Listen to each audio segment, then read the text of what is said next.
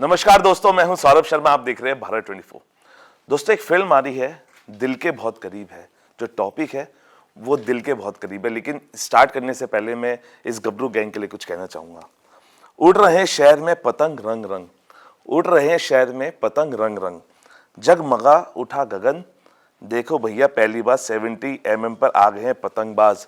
दे के ढील देंगे पतंग उड़ाने की पूरी फील। गबरू गैंग, बहुत बहुत स्वागत है आपका Bharat 24। Very nice, very nice, very nice, very nice. अच्छा, सबसे पहले प्रोड्यूसर साहिब आपसे ही सवाल करना ये चाहूँगा।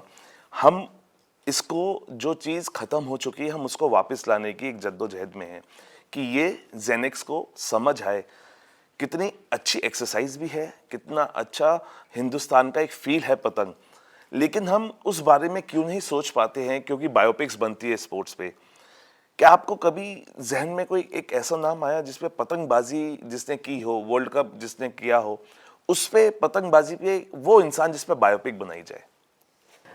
देखिए, पतंगबाजी पे बेसिकली पहले तो इस स्पोर्ट्स के बारे में बातचीत शुरू हो, वो बहुत ज़रूरी है। जब जिस चीज़ के बारे में बातचीत होती है, फिर हम उस स्पोर्ट्स के अंदर जाते हैं और फिर देखते हैं कि उस पर्टिकुलर खेल में, उस मैदान में किस किस ने महारत हासिल की है या कुछ बड़ी अचीवमेंट्स हासिल की है। तो पहला, मुझे लगता है कि पहला स्टेप है कि लोग पहले पतंगबाजी को एज ए स्पोर्ट एक्सेप्ट करें। यू नो हम स्पोर्ट्स तो दूर की बात है, मुझे लगता है पतंगबाजी एज ए फेस्टिवल भी लोग भूल चुके हैं। जो हम अपने लोहड़ी का त्यौहार होता था, बसंत पंचमी होती थी। मुझे याद है मेरे बचपन में जब अमृतसर में मैं छोटी थी, मैं लड़की थी, लेकिन मुझे पतंगबाजी का बहुत शौक था। मैंने अपनी मम्मी से बहुत मार खाई है। लड़के तो खाते खाते, मैं लड़की होके भी बहुत मार खाई है, क्योंकि मम्मी बोलती थी गुड्डियों से खेल, मैं बोलती थी मुझे कंचे खेलने हैं, मुझे पतंगबाजी करनी है। सो मुझे याद है लोहड़ी के टाइम पे हमको नींद नहीं आती थी एक रात पहले। बट अगर आज की जनरेशन से पूछेंगे तो जो शायद 30+ के 35 के आसपास के लोग हैं, उनको कहीं ना कहीं इमोशनल अटैचमेंट रह गई है।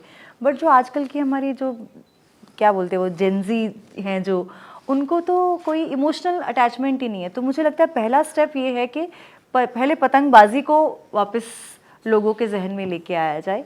हाँ, अगर ये हमारा पहला स्टेप ऑडियंस अच्छे से एक्सेप्ट करती है, तो हमारे इसी से जुड़े हुए गबरू गैंग 2 की कहानी के ऊपर भी हमने ऑलरेडी काम करना शुरू कर दिया है। और फिर उसकी, इससे रिलेटेड कुछ और चीज़ें भी हम करना चाहते हैं। बट वो ज़रूरी है कि पहले ये स्टेप जो है हमारा, क्योंकि वेरी ऑनेस्टली हम नए लोग हैं। हम सब नए लोगों ने मिलके एक जुनून के साथ, एक दिल के साथ, अपने से जुड़ी, मिट्टी से जुड़ी हुई, अपने फेस्टिवल, अपने इमोशन, प्यार मोहब्बत से जुड़ी हुई एक स्पोर्ट्स को वापस लाने की कोशिश की है। तो हमारे पास कोई बहुत बड़े ऐसे नाम नहीं है जो ऑडियंस को अट्रैक्ट कर पाएंगे, लेकिन जज्बा और मोहब्बत और शिद्दत में कोई कमी नहीं रखी है। जो एक शायद 200 करोड़ की फिल्म में जो जज्बा या शिद्दत होती है, उतना ही जज्बा और शिद्दत हमने इस फिल्म में, शायद उससे ज़्यादा डाला है। क्योंकि वो बोलते हैं ना, वी आर ऑल इन। देखिए, कहते हैं ना कि first impression is the last impression. मुझे लगता है कि ये जो कॉन्सेप्ट का जो इंप्रेशन है वो बहुत लास्ट तक जाएगा। वीर जी, इस फिल्म से पहले पतंगबाजी की है या इन 6 महीनों में जो आपको सिखाई गई उसी में सीखी है?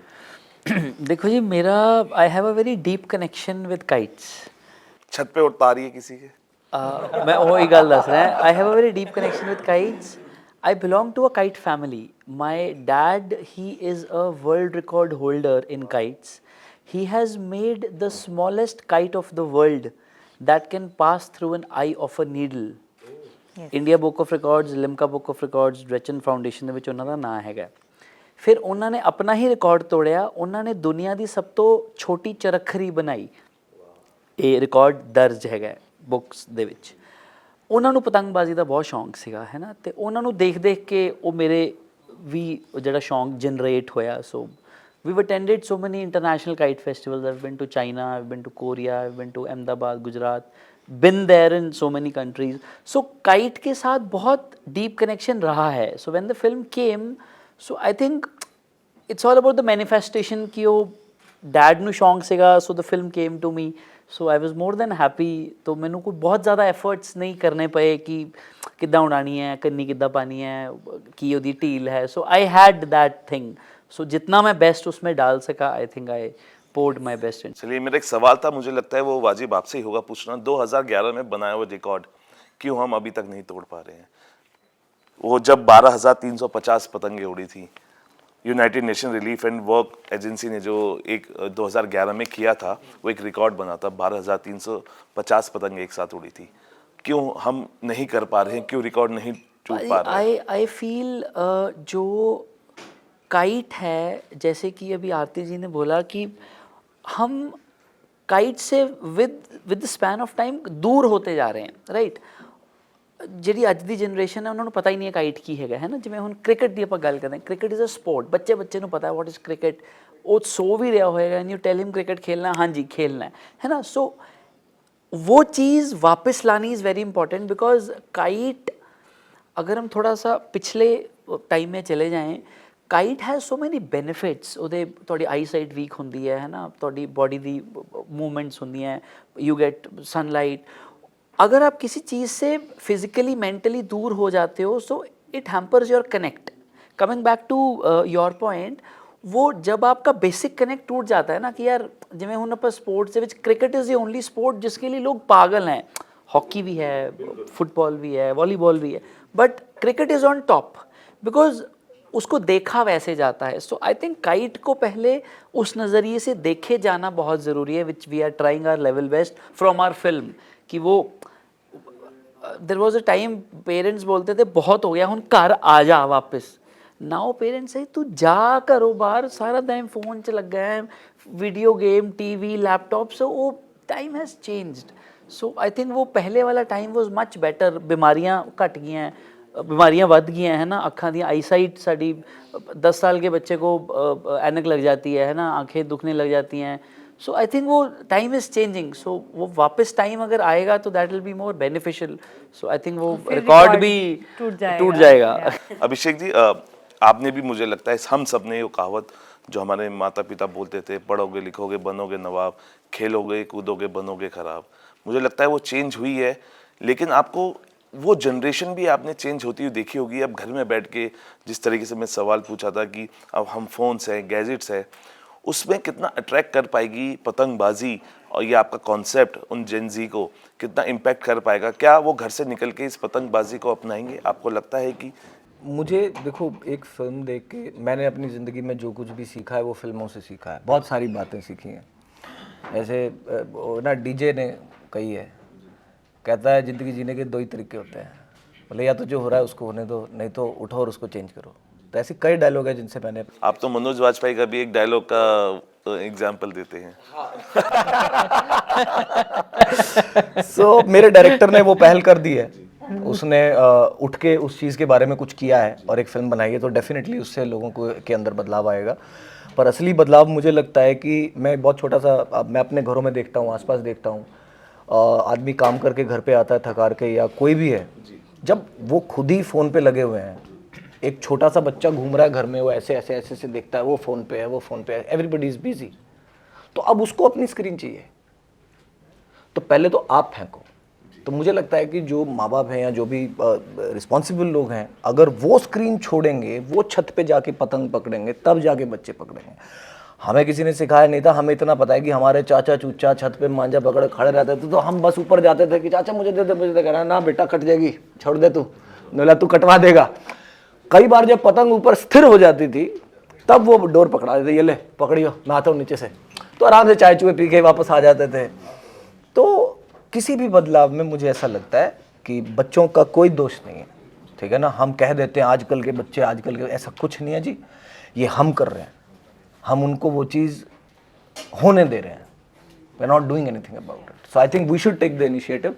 वो बहुत अच्छी चीज़ है, and I think please continue. आपके नहीं, अभिलाष से भी मैं एक जानना चाहूँगा, क्योंकि अभिलाष को सचिन क्रिकेट में और डेविड बेकहम फुटबॉल में अच्छे लगते हैं, लेकिन उसके बाद एक और स्पोर्ट्स जिस पे आप ये फिल्म कर रहे हैं, इसका कितना क्रेज़ आपको लगता है? क्योंकि आप खुद दिल्ली से हैं, दिल्ली में पतंगबाजी बहुत होती है, हालांकि जो आपने सीखा है उससे उलट दिल्ली वाले करते हैं, वो अपने आप ही पतंग की हवा मोड़ देते हैं अगली छत के लिए, मैसेज लिख देते हैं। आपने भी कुछ मैसेज? मैंने भी करे हैं बचपन में, डेफिनेटली करे हैं, मैसेज लिख के पतंग, मैसेज नहीं, पतंग पे ही मैसेज लिख दिया है और करके ऊपर उड़ा के, जैसे ही पतंग का मुंह नीचे हुआ सीधे नीचे उतार दी छत पे कि सुबह कोई उठेगा और हमारा पत्र देख लेगा, कल 9 बजे मिले। कल 9 बजे मिले, या नंबर बता दीजिए, या मेरा दोस्त आपसे सेटिंग करना चाहता है। मतलब उन दिनों में तो सेटिंग ऐसी होती थी कि भाई सेटिंग करा दो, उससे बात करा दो, मतलब वो एक जरिया होता था। तो पतंगबाजी उस टाइम पे मुझे याद है हम सब यही करते थे, छत पे जाते थे, एक दूसरे की पतंगे उड़ाते थे,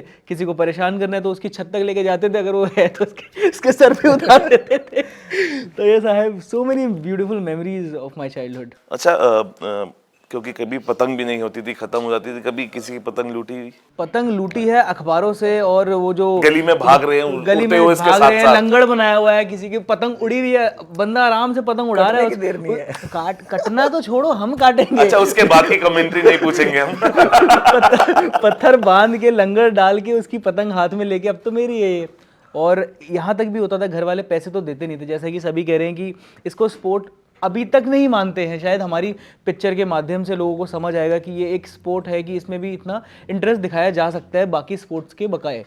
तो जब पैसे नहीं मिलते थे तो न्यूज़पेपर लेते थे, और वो जो झाड़ू होती थी सीख वाली, उससे वो उसके वो डंडियाँ बना के, मम्मी जो सिलाई जिससे धागे करती थी, इतना पतला सा धागा होता था, उससे उड़ाने की कोशिश होती थी। तो बहुत मतलब क्रिएटिव माइंड जग जाता था जब पैसे नहीं रील के मिलते थे। धागों से उड़ाई हुई है खाली, उस टाइम पे हमें बस पेचे नहीं लड़ाने हैं। हमें बस अपनी पतंग हवा में चाहिए, मतलब बगल वाले को कंपटीशन देने की, अपनी पतंग भी हवा में है भाई।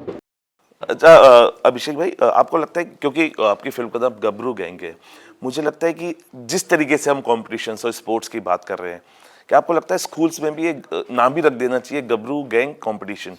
और बच्चों को वहीं सिखाई जानी चाहिए, क्योंकि वो एज ए स्पोर्ट अगर हम ले रहे हैं तो सबसे पहली शुरुआत तो वहीं से होनी चाहिए। ये बहुत सही बात आपने बोली है, और इनफैक्ट मैं अभी थोड़ी देर पहले इस बारे में अपने अंदर मेरे मन में बात चल रही थी कि यार गबरू गैंग कंपटीशन करके ना कंपटीशन शुरू होना चाहिए। देखिए, वो आपके एक दिल की अच्छा बात इनिशिएटिव। हाँ बिल्कुल सर, और मैं बहुत मजाक नहीं कर रहा हूँ, मैं हैरान हूँ कैसे आपने ये सेम सवाल पूछा है। तो इसके लिए तो मैं अपने प्रोड्यूसर साहब और अपने डायरेक्टर जी से इनसे कहूँगा कि ज़रूर इसका इनिशिएटिव इन्हें करना चाहिए, और हम एज एन एक्टर हमेशा वहाँ पे सबसे पहल करने के लिए हम वहाँ खड़े, और होना चाहिए सर।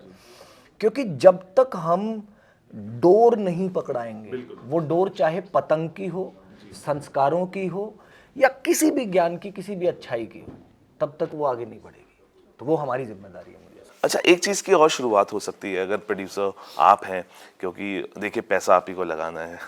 और क्या हम इस फिल्म के लिए स्पेशल स्क्रीनिंग्स उन बच्चों के लिए रखें, क्योंकि घर पे मनमानी होती है, लेकिन जब एक संस्था उन्हें बताती है कि ये एक एज ए स्पोर्ट आप इन्हें देखिए, तो क्या स्कूल्स के बच्चों के लिए कुछ स्क्रीनिंग की आपने रखी है, या उनको आप दिखाने वाले हैं, ताकि वो इम्पैक्ट जो आप चाह रहे हैं पतंगबाजी जो एज ए स्पोर्ट, वो उसमें उन संस्था के थ्रू समझाया जाए, डाला जाए? देखिए, वैसे हम दिल्ली आए हैं और हम कल यूनिवर्सिटी में भी जा रहे हैं, बट अगर मैं ऑल ओवर इंडिया में अगर बोलूँ तो हाँ, डेफिनेटली मतलब अगर हमको स्कूल्स की तरफ से कोऑपरेशन मिलता है और हमको ये मौका दिया जाता है, तो व्हाई नॉट, मतलब हमारी तरफ से। I think we are distributing kites. Yes, we are हमने काफ़ी बड़ी तादाद में पतंगों को बनवाया है, और हमारी तरफ से छोटी ये पहल है कि जितना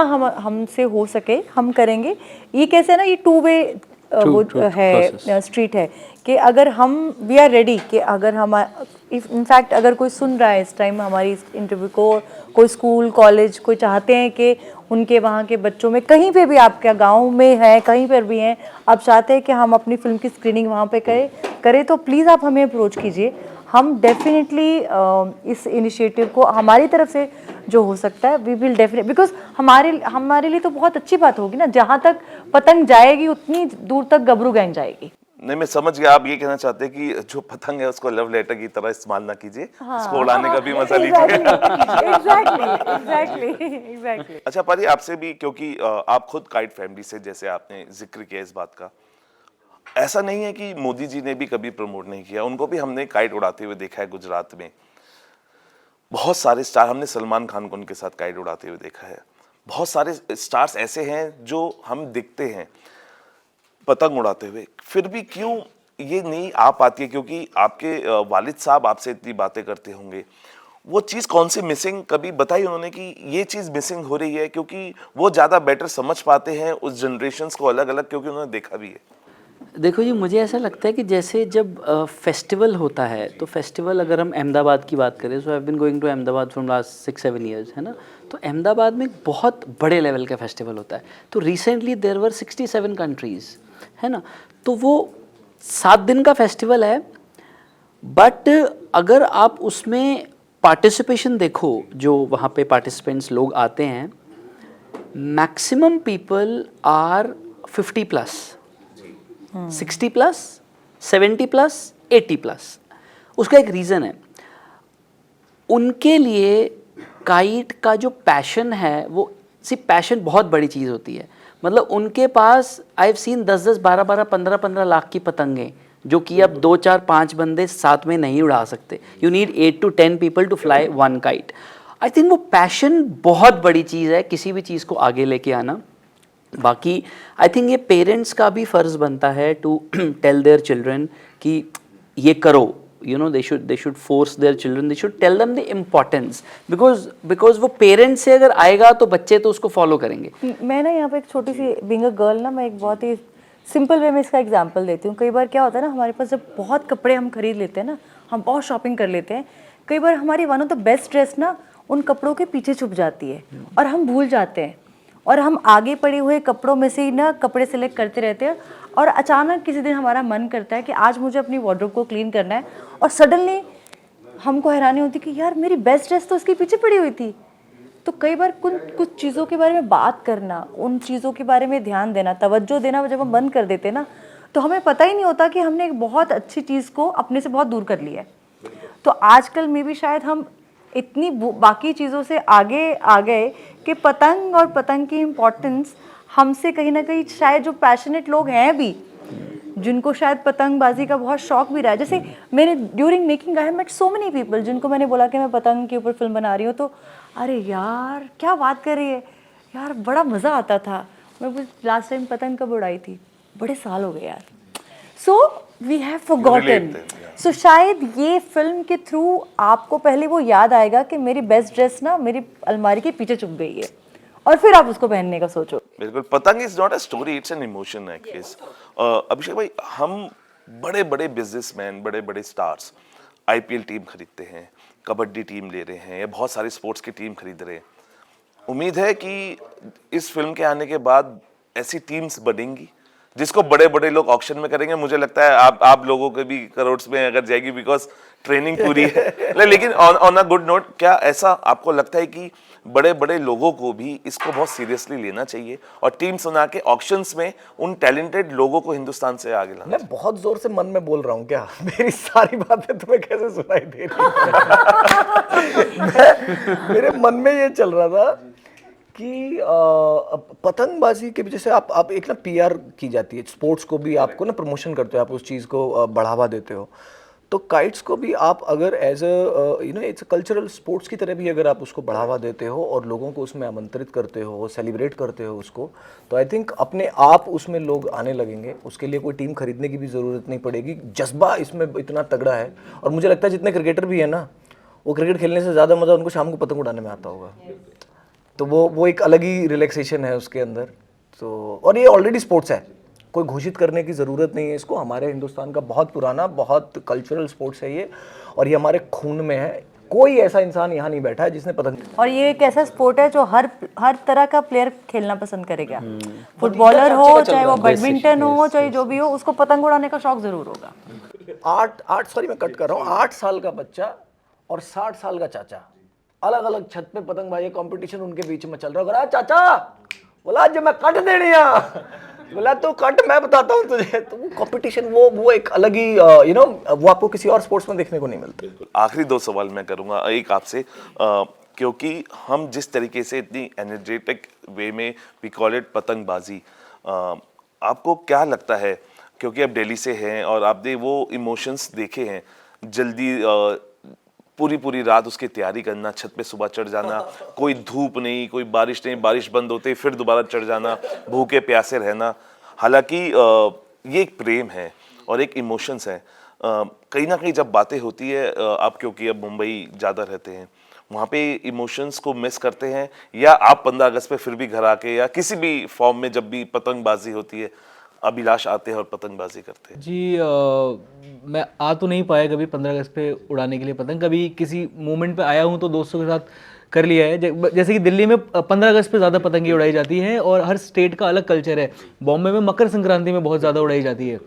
तो जब मैं नया जब बॉम्बे गया था तो मुझे समझ नहीं आता 15 अगस्त हो गया है, एक आसमान में एक भी पतंग नहीं है, ये कैसा सूखा सूखा सा 15 अगस्त मनाया जा रहा है। कैसे उतारूं हाँ दूसरी कैसे छत क्या पे? मतलब कैसे मैं दुकान पे भी जाके जब मैं नया गया था, I am talking about 10-11 years ago, कि मैं जा भी रहा हूँ तो पतंग कहीं मिल नहीं रही है। और बॉम्बे में क्या है ना कि दिल्ली में तो हमारे सबके अपने अपने छत है, उड़ा सकते हैं। बॉम्बे में वी लिव इन अपार्टमेंट्स, सो छत का या रूफ का टेरेस का एक्सेस सबको ईजिली नहीं होता वहाँ पे। तो बट वो आपके मकर संक्रांति के टाइम पे तो उड़ाते हैं, तो मैं इनिशियली वो कनेक्ट नहीं कर पाया था। तो बट जब दिल्ली आता हूँ तो अब मेरा बड़ा मन करता है पतंग उड़ाने का, अब दोस्तों के साथ उड़ाता हूँ जाके। और अभिलाष जी के लिए एक और बड़ी समस्या थी कि यहाँ तो चलो छत पे बंदा पतंग उतार देता है, वहाँ क्या है ना, नीचे खींच के भी 405 में मारनी है 1203 में मारनी है। मतलब उसके लिए प्रॉपर आपको गन शॉट की ट्रेनिंग लेनी पड़ेगी, क्योंकि आपको इतनी ही खिड़की है उसमें उतारनी है। यहाँ तो 50 गज 100 गज का कोठी होती है, 200 गज की कोठी होती है, कोठी पे उतार दो ऐसे करके पूरे। बट वहाँ पर बहुत ही ये कुछ और ही ट्रेनिंग चल रही नेक्स्ट है। लेवल की ट्रेनिंग चाहिए वहाँ पे, शार्प शूटर वाली ट्रेनिंग चाहिए वहाँ पे किसी बैल्कनी में उतारने के लिए। भाई कितनी क्यूट पतंग बनाई है आप लोगों ने, थैंक यू। आप तीनों से एक जनरल सवाल है, किस चीज को इंडस्ट्री में ज्यादा ढील नहीं देनी चाहिए? ढील नहीं देनी चाहिए, अपने आप को ओवर इम्पोर्टेंस देने की। You should not have too much attitude. That kills you. अभिषेक भाई? बड़ा मुश्किल सवाल है। और ढील मुझे लगता है कि पता नहीं, मैं बाद में बताता हूँ, आप बोलो। मेरे मन में सपनों को ढील नहीं देनी चाहिए। जैसे बॉम्बे एक सपनों का शहर है, तो लोग जाते हैं बहुत ही कैरिड अवे हो जाते हैं उस शहर में जाके, अपने जिस मकसद से जाते हैं वो भूल जाते हैं कि उनके सपने क्या थे।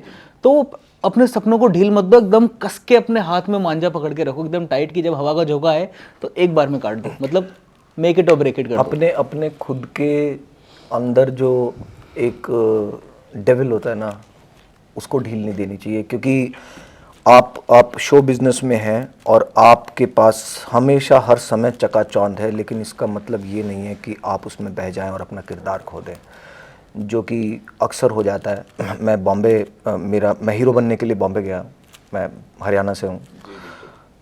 काफ़ी साल मेरे 4-5 साल ऐसे थे कि जब मैंने अपने दोस्तों के साथ सिर्फ मस्तियाँ की हैं और टाइम वेस्ट किया है और बहुत सारी चीज़ें, पर मेरा सपना इतना मजबूत था कि मुझे ऐसा लगता था कि मैं ऐसा करूँगा तो फिर मैं हीरो नहीं बन पाऊँगा, तो मैं बच गया।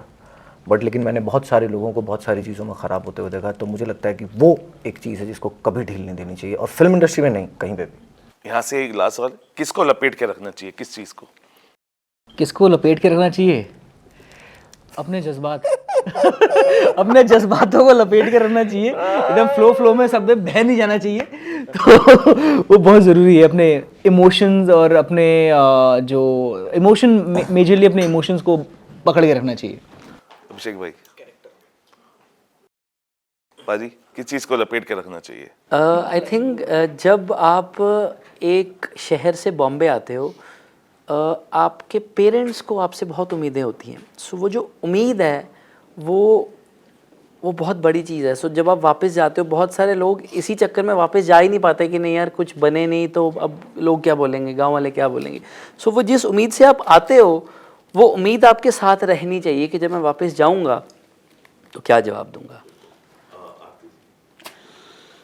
आई थिंक अपनी जो रियल आइडेंटिटी है उसको हमेशा टाइट पकड़ के रखना चाहिए। बिल्कुल। अभी के लिए फिलहाल अभी और भी लोग वेट कर रहे हैं, फिलहाल अभी के लिए हम ब्रेक लेंगे, लेकिन thank you joining us all of you. और हम भी ये कहेंगे 26 तारीख को ना ये फिल्म रिलीज हो रही है, पैसे में थोड़ी सी ढील दीजिए और जो थिएटर्स की कुर्सी है उसको लपेट के रखिए और इस फिल्म को एंजॉय कीजिए। फिलहाल अभी के लिए इतना ही, आप बने रहिए भारत 24 के साथ।